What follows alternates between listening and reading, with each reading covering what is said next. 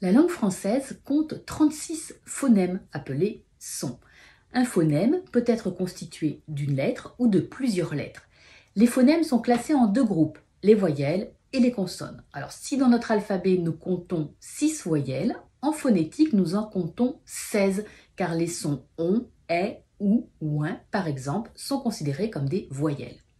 Alors comment aider les jeunes lecteurs à identifier les sons complexes à l'écrit? Comment les aider à mémoriser l'orthographe de ces sons? Dans cette vidéo, après quelques explications sur les sons complexes, je vous présenterai une solution efficace et rapide à mettre en place et je vous donnerai quelques conseils pour appliquer cette solution dans vos écrits.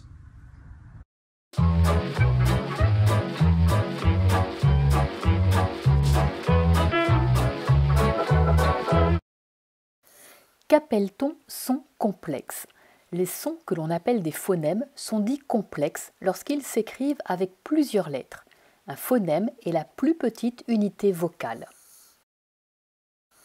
Quels sont les pièges des sons complexes à l'écrit? Pour un jeune lecteur, il est difficile de repérer les sons complexes dans un mot à lire.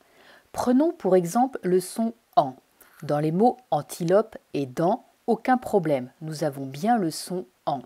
Mais dans le mot « année », nous avons bien les deux lettres A et N, mais il ne faudra pas lire « en ». Et il en est de même pour le verbe conjugué « il chante ». Autre difficulté, l'orthographe. Le mot « enfant » a deux fois le son complexe « en », mais avec deux graphèmes différents.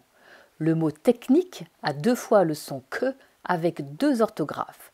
Bref, comme toutes les langues, le français a ses difficultés et ses pièges, mais rien n'est insurmontable. Quelle solution proposer?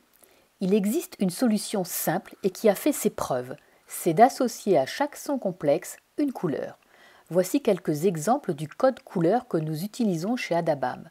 Le OU en rouge, le OA en noir, le ON en marron, le O en jaune, le AN en orange, etc. À la couleur, on associe un mot référent avec une illustration qui reprend le son. Ainsi, si le lecteur ne se souvient plus que le O et le U donnent le son OU, il le retrouvera en regardant l'illustration et le mot associé.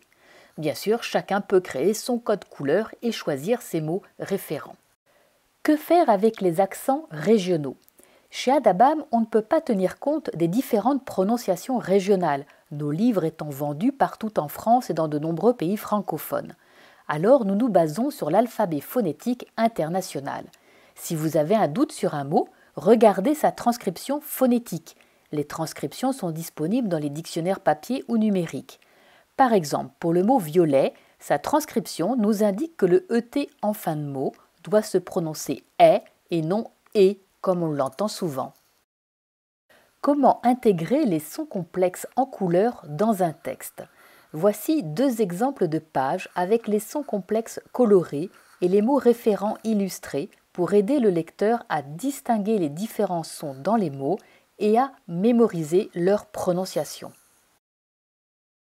Pour information, les deux pages que vous venez de voir sont extraites des livres de notre collection à la conquête de la lecture. Quels conseils pour être efficace?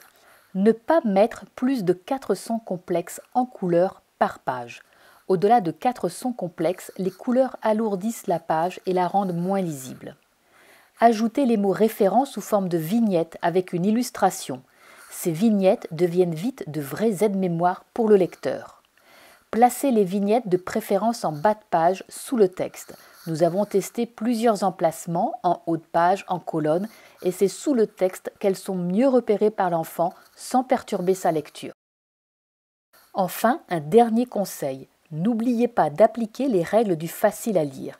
Utilisez une police de caractères adaptée, mettre 2 espaces entre chaque mot, signaler les lettres muettes en gris, etc.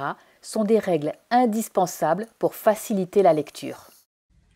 Tous les enfants sont inégaux face à l'apprentissage de la lecture. Certains iront plus vite que d'autres. Ce qui est important, c'est de laisser à chacun le temps d'assimiler les notions, notamment pour les enfants qui présentent des troubles 10.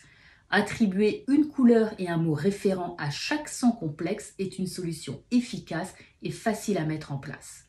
Et je rajouterai que c'est tellement efficace que nous avons développé la même technique dans nos livres destinés à faciliter l'apprentissage de l'anglais. N'hésitez pas à poser vos questions ou à me laisser un commentaire et pour ne rien rater de nos secrets de fabrication, abonnez-vous à notre chaîne. Je vous souhaite de bons apprentissages avec Adabam.